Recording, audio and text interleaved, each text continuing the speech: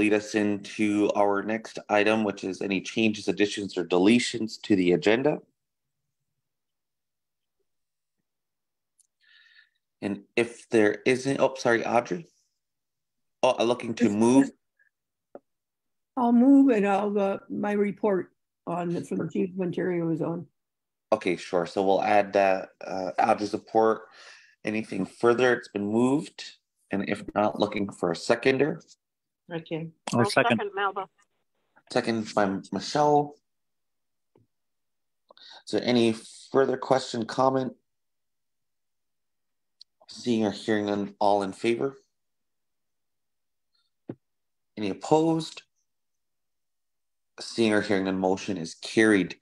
Delegations and presentations, we do not have any for this meeting, so that'll go to our next item, which is the adoption of the general finance minutes of February 6th.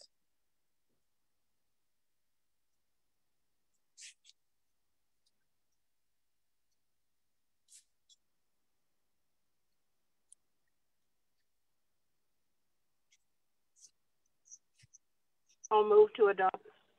Melba. It's moved by Melba. Is there a seconder?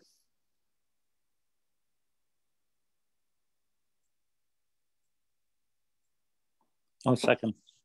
Seconded by Carrie. Are there any further questions or comments in relation to the minutes?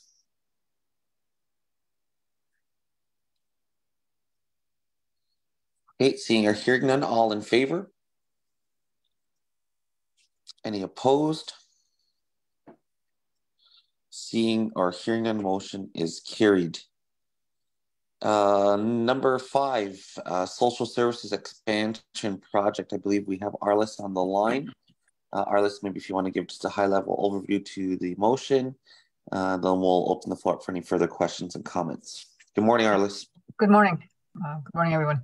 So this project has been on the go since about 2014, if not earlier, and we're finally to the stage of the tendering of the drawings, and so it's the expansion to the existing building to be able to provide more office space, a little bit more cultural spaces.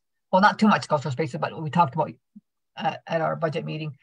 A different style. We're going to have open concepts. Basically, it's just to increase office space and service delivery.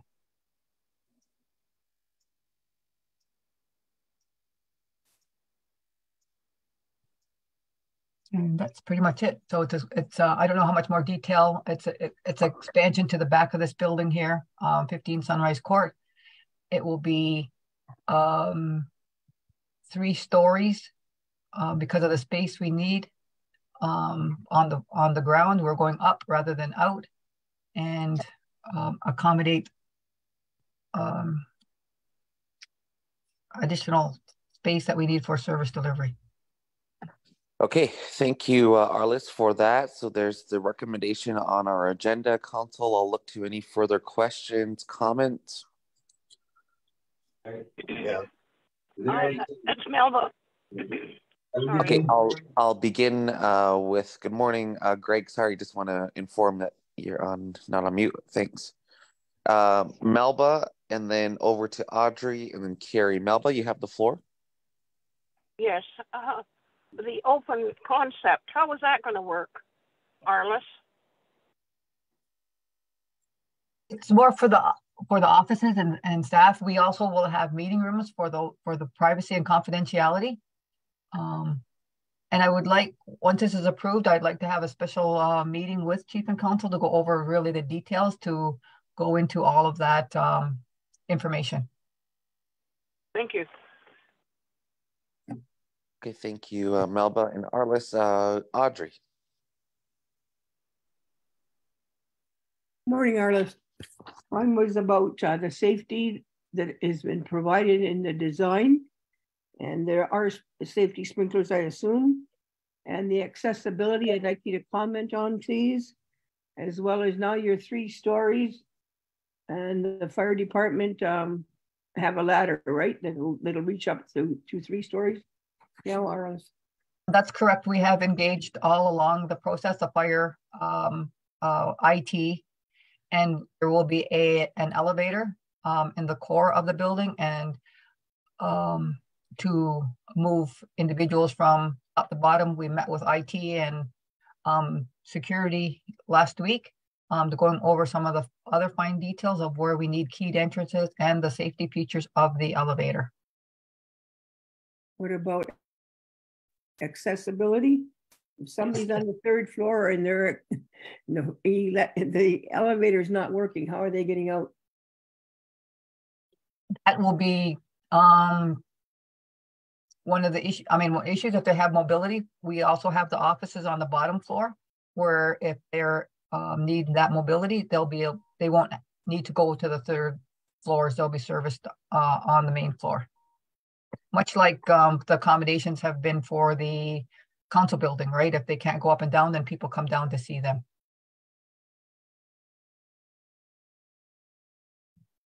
And are there any meeting rooms up at the top? There are, but again, that's for the ones with mobility. And the accessibility people could not go to a meeting. Only by elevator. I'm talking about fire. Do you have a boardroom downstairs? I know you have that smaller one. Yes, there'll be another additional meeting room upstairs. Depending on their mobility, that's I guess any building that has more than one floor, all those safety precautions are being dealt with fire. I think Okay, thank you, Audrey. Arlis, Carrie. Yeah, that relief funding, you've carried that over since 17, 18? Yeah, some of it. Yes. Yes, and this is for the design of it. Okay. Okay, I see Sherry Lynn. Yes, regarding the open space, is it open like the White Pines? Sorry, no. It's all office and use. The only open space is not really open space, is above the gym that's already there, but the concept isn't open like a mezzanine or that. It's all open, meaning that, much like how we have the second floor at Stone Ridge where the offices are, you have a bank of offices and then meeting rooms on the side. Okay, I just wanted to make sure. Thank you. Yeah. Okay, thanks, Sherry Lynn. Back over to you, Carrie. Yeah, that like you're going up. So are you going off the existing foundation? No. Or are you putting in new foundation? New foundation, and it'll help too. I'm not sure whether right now we're shared space with. This will give us a better access also to the basement. So it's going behind the current reception area. The elevator will be back in behind there, and a new foundation will be built. Okay.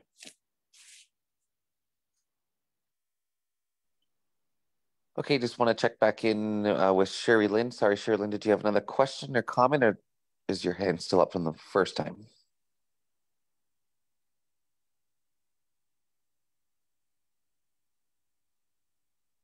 I was trying to get it down. Oh, okay, no problem. Thanks, Sherry Lynn. Okay, is there any further questions or comments for Arlis on this recommendation? Okay, just seeing or hearing none, just to add in, I think it's about time that we're going up, to be honest, in relation to space and so forth. I'm sure it's going to be the first of many projects in this style of what we have to do. So long time coming for this specific project. Congratulations, Arlis, to get to this point for you and your team. Seeing that there's no further questions or comments at this point, I'll look to a mover and seconder. Moved by Audrey, seconder. I'll second Melba. Seconded by Melba, and going to call for any final questions or comments. Okay, seeing or hearing none, all in favor? Any opposed? Seeing or hearing none, motion is carried. Motion to waive second reading. Moved by Audrey, seconder. Second Melba. Seconded by Melba. All in favor? Any opposed? Seeing or hearing none, motion is carried. Okay, Nyawa Arliss for joining us this morning. Thank you, everyone. Have a good day. Yes, you as well. Thank you. Bye. Okay, our next item we have is in relation to the Senior Relief Fund. I know we've been going back and forth on this item, so I'll pass the floor. I believe perhaps, is it Jennifer that could further speak to this, or Alan? Good morning, Alana. Good morning. I think it's me, Mark. Okay, perfect. I'll pass the floor over to yourself. Okay, good morning, everyone. Scano, we were looking at, there's been a senior relief fund that's been in place with the community since, like 2011, I believe it was. Council passed a resolution back in 2016 to support the funding to be coming from OFNLP. The Senior Relief Fund is used, and it was monitored and processed through Ontario Works in the last few years, and now it's come back to health. We had it for a while, and then it was transferred to OW, and now it's coming back. So what we are looking at is trying to provide some funding support to the seniors, just trying to meet some of their basic needs. So at times their utilities or rent gets behind, and housing improvements, and we want to make sure that their health and safety is met for their homes. And what we're looking for is the funding for that has been used throughout the year. Near the end of January, we had used more than half of it, and we were looking at the rest. The maximum, I believe, is around 60,000 for the year. So the balance of that more than likely has been used up, and we're looking to have that replenished for this year, and we're just looking for the approval for that support. Okay, now, Alana, for that, I just really quickly want to also, I believe there has been additional analysis completed by Jennifer as well. So just want to give opportunity for Jennifer to also speak. Thank you, Chief Mark. Yes, I actually, prior to this meeting, prepared an analysis to show utilization year over year since the inception of it being used by OFNLP funds in 2016, if you'd like me to share that. Yes, please, that'd be great. Yeah.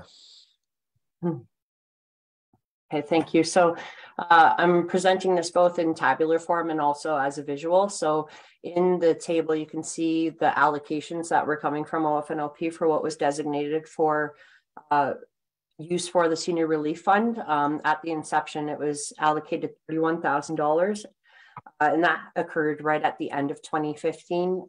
So it really relates to the 2016 year.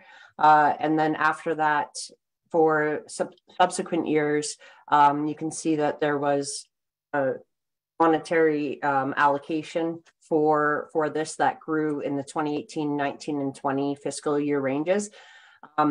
At the time where Ontario Works started administering the program, while they were administering senior relief, they were doing it more out of their program funds and not with the use of the OFNLP dollars, and that's where it was sitting at a higher balance and not utilized in 2021 directly from these funds, which does not indicate that senior relief wasn't happening, but I don't have that data at my fingertips to support.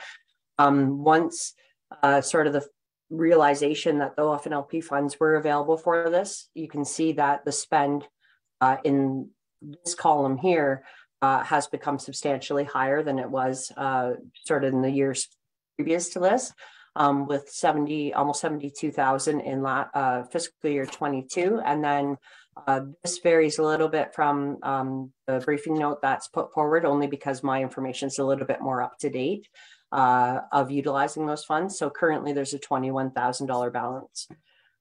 Again, if you look at the visual representation, 2015 is the inception year, so it's not showing use of funds. And then there was minimal use, I'll say, in the first 3 years.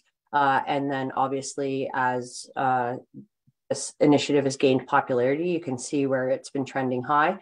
Again, as I said, the 2021 year is a little bit of an anomaly. So it looks to be that it's sitting in and around the $75,000 to $100,000 a year range that's being used.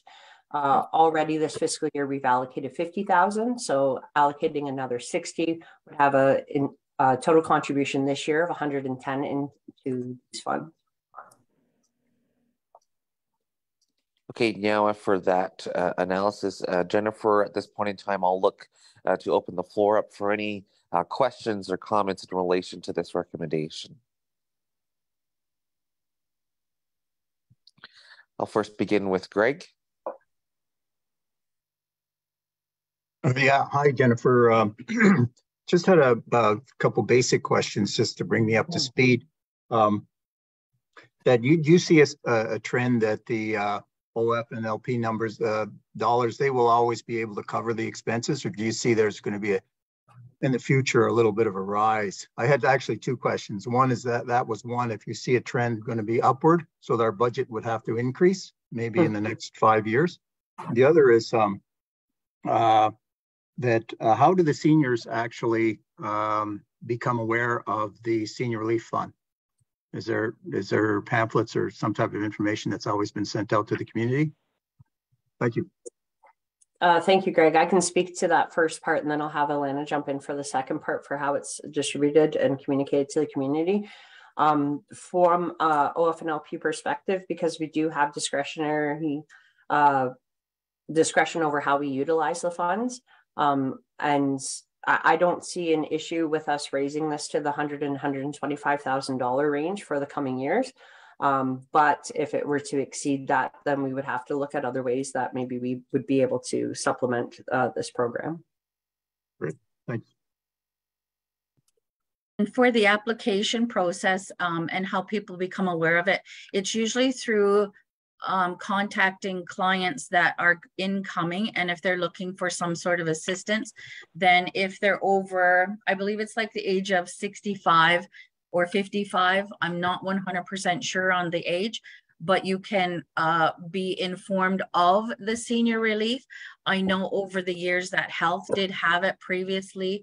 We weren't able to even advertise it just because we knew that there would be a significant amount. But the number of clients that have come forward and that we have reached out to talk to through home and community care, where we deal with the elderly, as well as community support when they're going out to the homes. A lot of the homes that are gone into, if there's issues of health and safety, then it's usually whoever is going into the homes, they'll usually do a referral and just let them know about the Senior Relief Fund. They can come in and they fill out an application, and then the application process is usually pretty quick. Follow-up, Chief? Sorry? Go ahead, Greg. Yeah. So basically, there's really no broad advertising for this fund. It's just only if you see the need, if some of the services see the need, then they will offer that, right? Yeah. Yeah. Okay. Thanks. Yeah, and just to further add as well, Greg, to that, obviously there's been instances as well, where counselors have brought forward, different circumstances, and where senior relief could also be, be utilized in that way as well. Great, thanks. You're welcome. Next question, I believe, is Michelle, and then over to Audrey, and then Sherry Lynn. Michelle, you have the floor. Good morning, and thanks for the trends, Jennifer. So my question is, and I believe full council asked this, is how, can we project a number so that we can ensure that individuals that meet the senior relief, that we have adequate funds in that pot? Not sure if that work has been done, but I do like the fact that we see the trends of the actual senior relief money. Should we be allocating $100,000 to it as opposed to the 60 that's in the motion? Thank you, Michelle. I think we can do some further analysis, looking at the percentage of population that is senior, and trying to assume how many seniors would require this type of relief. I think that the preliminary analysis might be a little bit skewed because we don't advertise for it. So determining the actual need would be a little bit more challenging when it's sort of as identified by us or as needed basis, but we could definitely look at percentage of population that is senior if we have those demographics and be able to extrapolate some further information from there.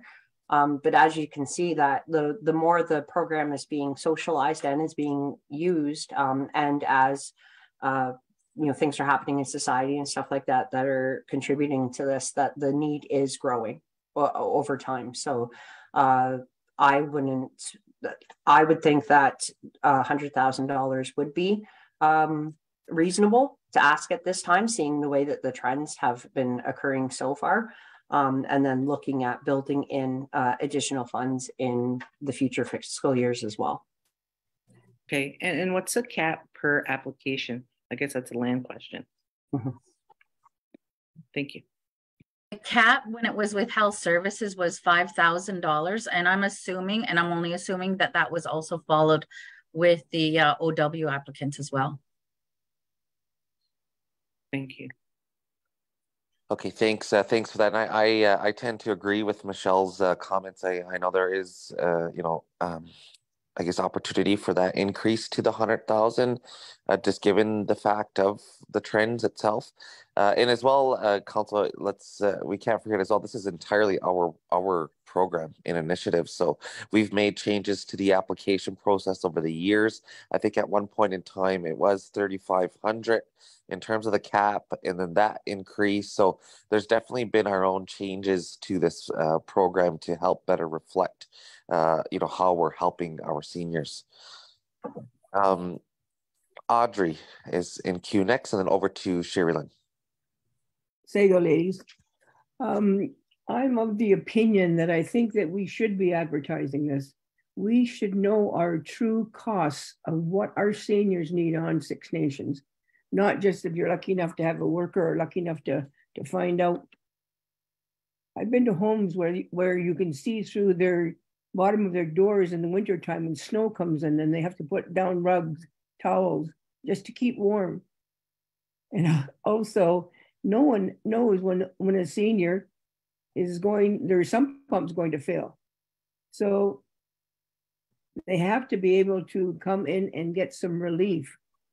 And sometimes that 3,500, whatever it was, 5,000 didn't cover the cost of it. So we need to make sure that our seniors are well taken care of, protected, and they live in a safe home. So now. Kinyawa, Audrey, for your comments as well, and to be honest, agree with that as well. It's not like this program has been kept in secrecy in a sense, but can definitely see the need to further advertise to better reflect again everyone or all of our seniors across the board. Sherilyn. Yes, I thought it was 5,500. That was my first question.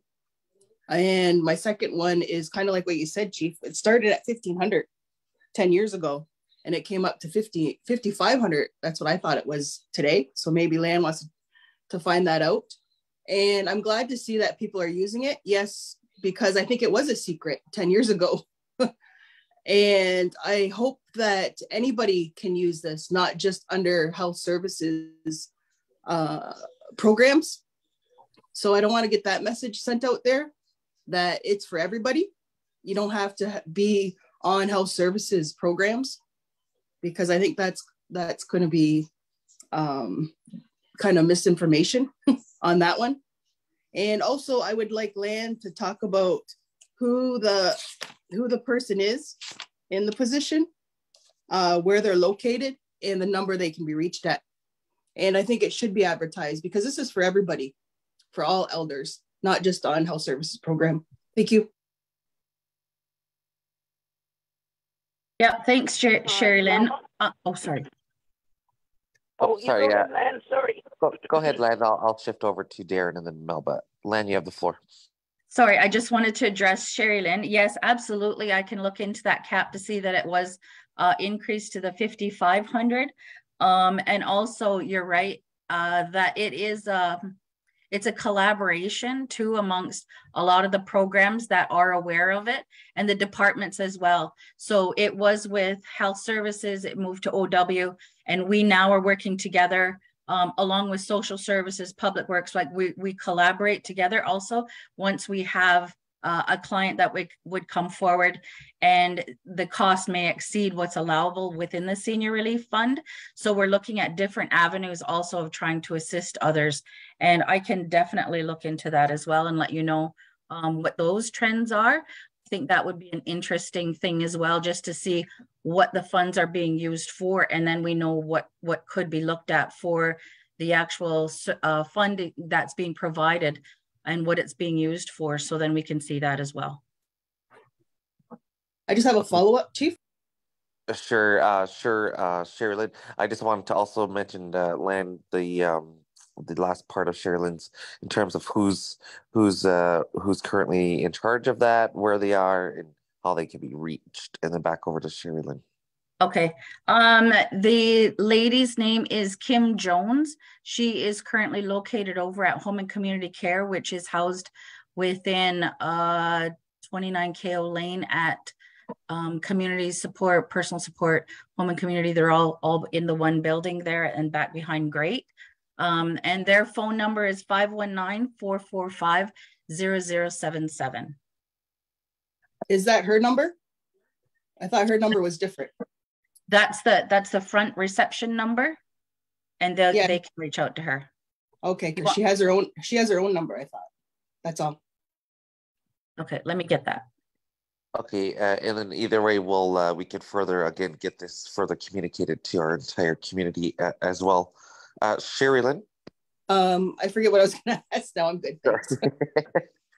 Sorry for that. Darren. I think Lan kind of answered my comment just in terms of the collaboration piece, and that this is a portion of funds. Like if a furnace breaks down, as we all know, it's exceeds or could exceed that limit.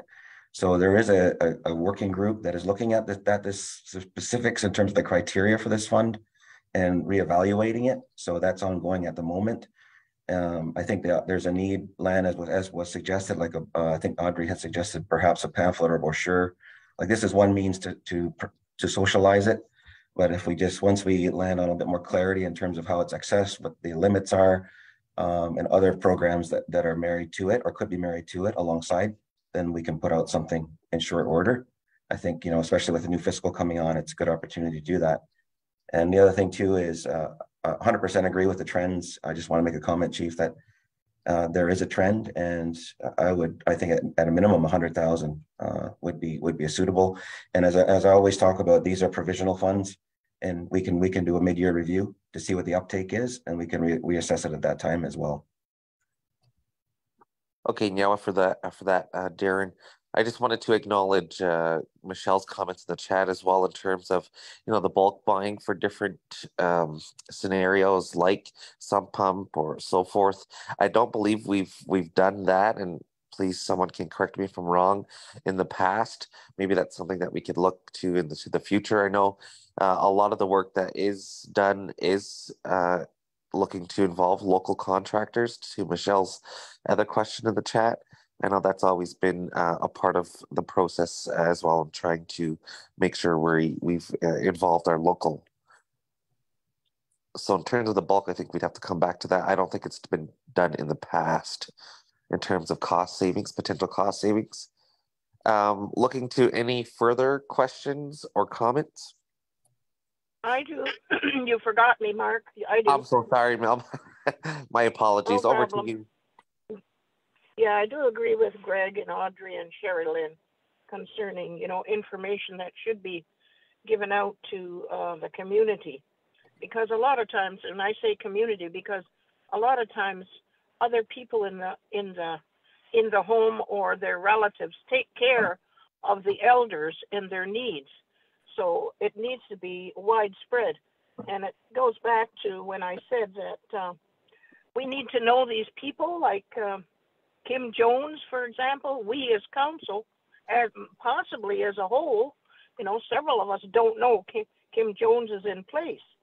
So we need specific presentations on these things. Who are these staff? What do they do? How do they handle their situations? Like it was mentioned, applications, and they'll come out to your home, because I know an elder right now is very pleased with home and community care. Paid the hydro. They're in a situation where the conditions aren't very good in the winter time, so they have high hydro bills. So that was paid, as well as a bid. But the bid that came initially wasn't suitable, so it was sent back. So all those things that seniors need certainly should be, as all three of them said, and myself the fourth, need to be in place for our seniors. Very clear what the numbers are, where it's located, because a lot of times they're that old that they haven't used a service before, so they don't even know where the building is. So, but I know that it's really good service. Thank you. Okay, Nyawa, for that, Melba, for your comments as well. I do agree. And just before I head over to Audrey, I want to just acknowledge Sherry Lynn's comment in the chat in relation to Sandy could also be assisting in terms of the asks over the last few years that OW has had it.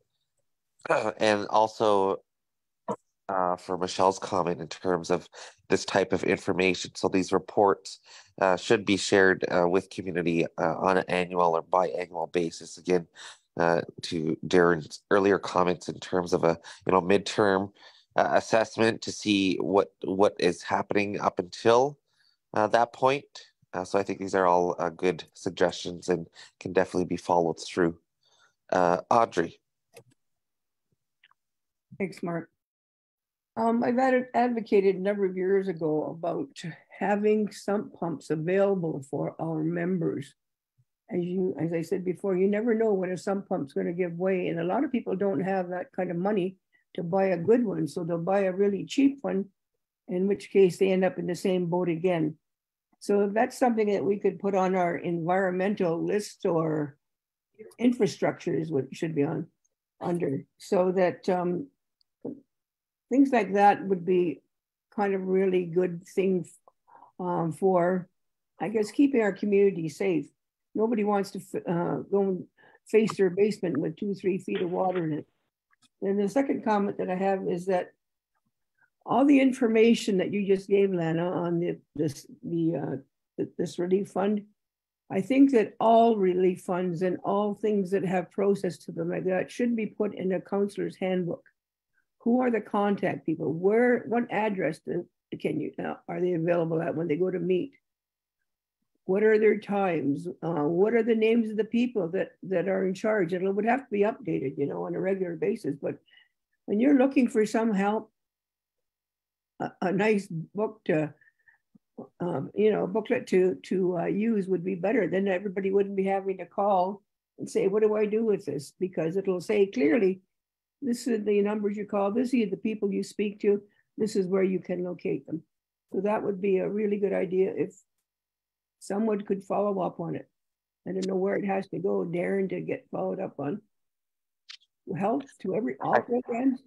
Yeah, I think we could easily get that followed up on. I think that's because we're obviously in the midst in looking to develop, for the next, council as well, of the orientation package. So like you're referring to a handbook, same type. So I'm sure we can all collaborate to make sure that gets completed. Further questions or comments? Okay, so I do want to go back to the recommendation, as it does state in there the 60,000. However, just based upon the conversation and as well with looking at the trends and so forth, it's been suggested to increase that 60 to 100, and then potentially take a midterm look in an assessment at that time to see what has been utilized at that point in time. Is there Any mover and seconder to the increase of the $100,000 to the senior relief? I'll move. Moved by Michelle, seconded by Greg. Further question or comment? And again, I think this is entirely our program. So I know, like, again, going back to the application, like over the years, it's been challenging at times, just by it's we've very simplified the process as much as we can, so it's not a burden on the people who are trying to access it. And again, I think as noted from all the comments, we want to always make sure we're putting our seniors, our elders as priority, and so this is just another avenue to continue them as priority and assisting where need be.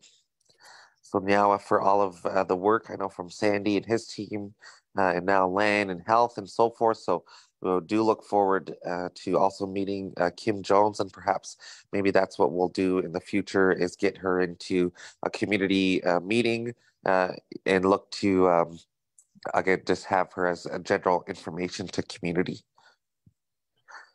Okay, is there any further question or comment in relation to the motion? Okay, seeing or hearing none, then I'll look to all in favor. Any opposed? Seeing or hearing none, motion is carried. Motion to waive second reading. Moved by Michelle, seconded by Greg. To waive second reading, all in favor. Any opposed? Seeing or hearing none, motion is carried. Okay, now Lan, for joining us this morning, and I hope you have a great day. Yes, now everybody have a good day. Also, just really quickly, Lan, wanted to say Nyawa to you for last week at the health forum.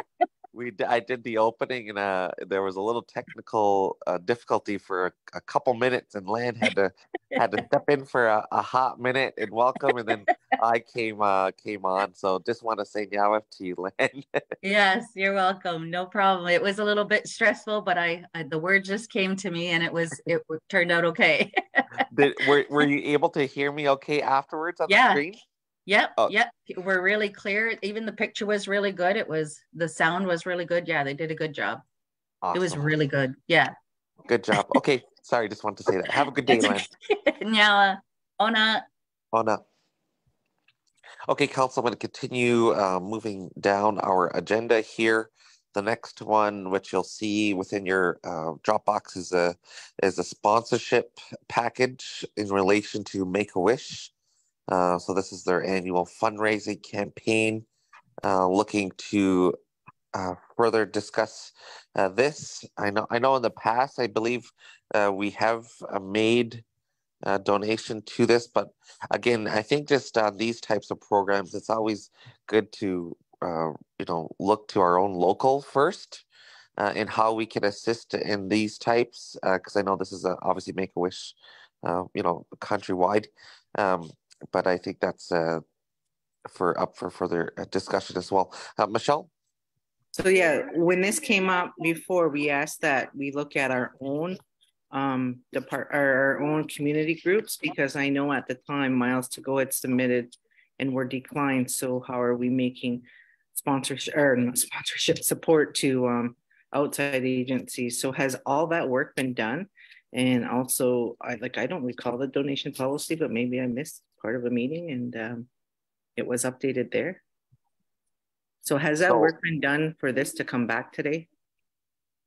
To be honest, I'll check in with Jennifer, but I don't think, to your points, no. I mean, I think that's what that still needs to be followed up, but maybe Jennifer could further. Thank you, Chief Mark. No, I don't believe it has been as well. So maybe what we can do, because I tend to agree. I mean, as much as we want to support and sponsor, it's all good work. We have to look at our own first.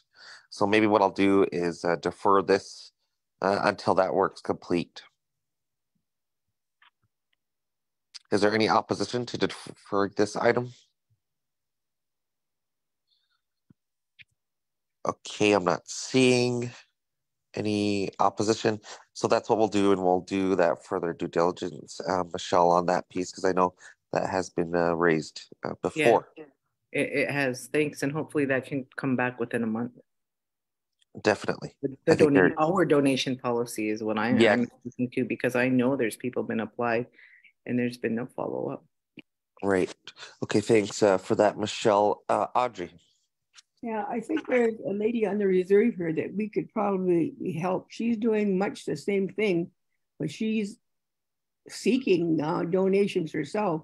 She helps out seniors who need help, and they apply, and she finds the money for them.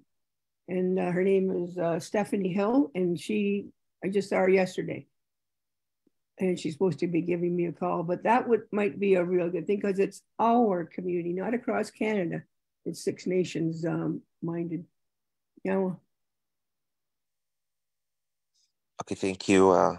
Thank you for that as well, Audrey. So we have a little bit more work to do on this, and we'll look to bring this item back again in a quicker manner. Okay, the next one I have under scheduling is the commemorative event happening in Toronto. I just wanted to check in with Tammy. Sorry, Tammy, is it scheduling for myself and a counselor, or I just want to follow up on that piece. It's actually up to council whether or not you wanted to attend. It is coming up this week, so that's why we added it to this agenda. It's actually on Saturday at 6 p.m. So they have sent the invite to various communities. You could tell by the email invitation.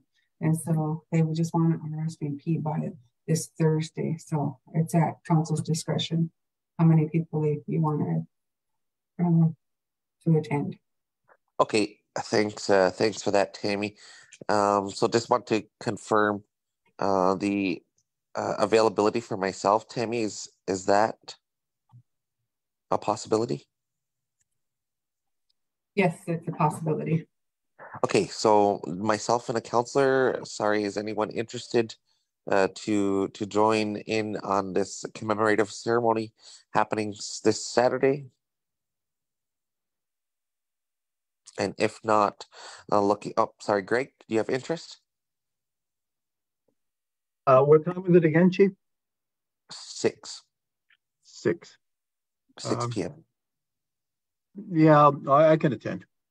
Okay, so if I can then look to a motion for myself and Greg to attend this event. I'll move. Moved by Michelle, seconded by Audrey. All in favor? Any opposed? Seeing or hearing none, motion is carried. Motion to waive second reading. I'll move. Moved by Michelle, second by Audrey. All in favor? Any opposed? Seeing or hearing none, motion is carried. Okay, council, that's all. Oh, sorry. Back over to you, Audrey, for just a quick highlight on, as you were saying prior to our meeting, in relation to your report. Yes, I received, I sit on the Chiefs of Ontario Language and Education Committee, and they discussed at the last meeting the funding protection for K-12 education program. And this is in light of the ISC, Indigenous Service Canada. They made a decision, and what it is to end the funding protection for First Nations K-12 education programs. The decision was made without input from First Nations and will be negatively affect education services to First Nations learners. Furthermore, it erodes the bilateral relationship between First Nations and ISC, and First Nations providing second level service. They want to make sure that they don't lose the funding, because we need all that funding for our students with special needs. So the Chief of Ontario have written, it's under the signature of Glenn Hare, and they're trying to meet and trying to get ISC not to cut the funding commitments for K-12 for the protection of the funding. So we have to stay tuned to this, and we have to get on top of this because it affects our two schools on the reserve that are not federal, and it also affects lifelong learning is where we get our draw from our funding to make recommendations for our education system. So council's support and political advocacy would be needed here. Yeah. Okay, Nyawa, for that, Audrey. So we have a little bit more work to do on our end to start to strategize on that what that political advocacy looks like to these impacts. Are there any further questions or comments for Audrey? Okay, seeing or hearing none. So Audrey will do a follow-up with yourself and so forth to help to strategize and bring this item back. Okay, council and community, that's all I have for our agenda this morning of general finance. Looking to, at this point, for a motion to adjourn.